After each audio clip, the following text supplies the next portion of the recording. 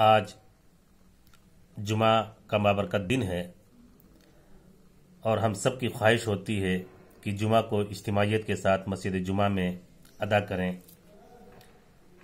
لیکن موقع کی مناسبت سے 1 منٹ کے اندر میں اپنی بات کو آپ کے سامنے آپ کے فائدے کے لیے رکھنا چاہتا ہوں۔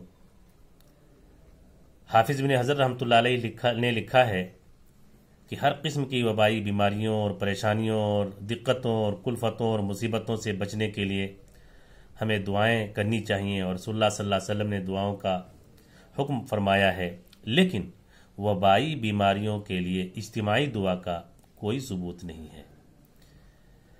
تاریخی واقعات سے ثابت ہوتا ہے کہ اجتماعی دعا کے بعد وبا کا پھیلاؤ زیادہ تیز ہو گیا ہے۔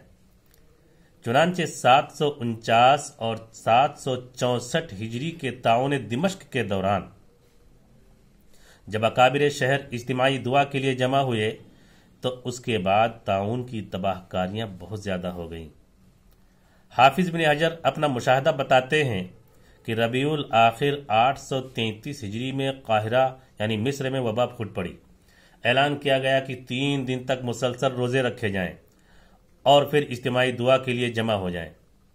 اجتماعی دعا سے پہلے مرنے والوں کی تعداد 40 بلکہ اس سے بھی کم تھی، لیکن اجتماعی دعا کے بعد بیماری اس قوت اور شدت سے پھیلی کہ ہر روز 1000 سے زائد لوگ مرنے لگے۔ کیوں؟ اس وجہ سے کہ اجتماع میں آنے والے بہت سے لوگ ایسے بھی ہوتے تھے، ایسے بھی ہوں گے جو پہلے سے ہی مرض کا شکار تھے، وبائی بیماری کا شکار تھے، وبائیوں میں مبتلا تھے، اور اس طرح ان کے ذریعے سے تندرست لوگوں کو بیماری منتقل ہو گئی۔ اس لیے پلیز پلیز پلیز احتیاط کیجیے۔ کیوں؟